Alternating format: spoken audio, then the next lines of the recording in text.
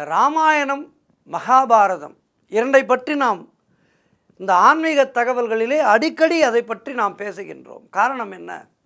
நல்லவற்றை அதிகம் பேச வேண்டும். நமக்கு நல்ல ஒரு புத்திமதிகளை சொல்லக்கூடியது ராமாயணமும் மகாபாரதம். ஆகவே இந்த ராமாயணத்திலிருந்தும் மகாபாரதத்திலிருந்தும் அவை ஒரு தங்க புதையலை போன்றவை.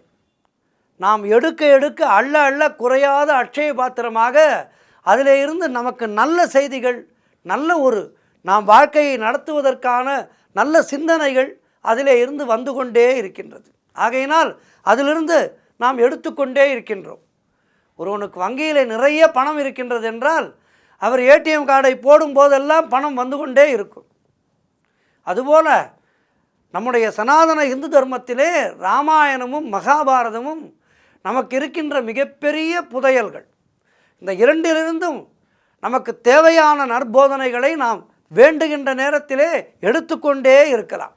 என்ன, ஏடிஎம் கார்டு எடுக்கும்போது அதிலே நாம் பாஸ்வேர்டெல்லாம் போட்டு எடுக்க வேண்டும். ஆனால் இவை திறந்த புத்தகங்கள். இதிலிருந்து நல்லவற்றை எடுப்பதற்கு நமக்கு பாஸ்வேர்டு தேவையில்லை.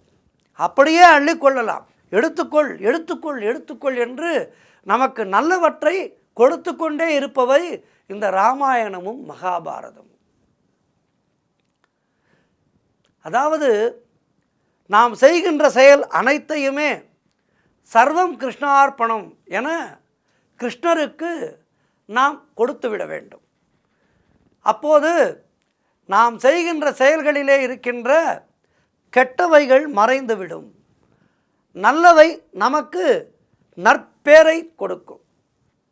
மோட்சத்தை அடைய வேண்டுமானால் தர்மம் செய் என கண்ணன் அர்ஜுனனுக்கு சொல்கின்றார். அதாவது இந்த குருக்ஷேத்திர யுத்தத்திலே தேரில் இருந்தபடி அர்ஜுனனுக்கு நிறைய உபதேசங்களை செய்து கொண்டே இருக்கின்றார்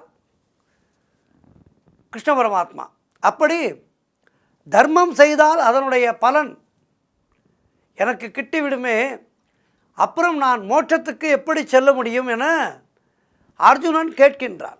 அப்படியானால் தர்மம் செய்யாதே என கண்ணன் சொல்கின்றார். தர்மம் செய்யாமல் இருந்தால் மோட்சம் போக முடியாதே என்கின்றான் அர்ஜுனன். சிலர் நினைக்கக்கூடும், இதென்ன கண்ணன் முன்னுக்கு பின் முரணாக பேசுகின்றானே, தர்மம் செய் என்கின்றான், அதன் பிறகு அவனே செய்யாதே என்கின்றான், இது என்ன கூற்று என நாம் வியப்படையக்கூடும்.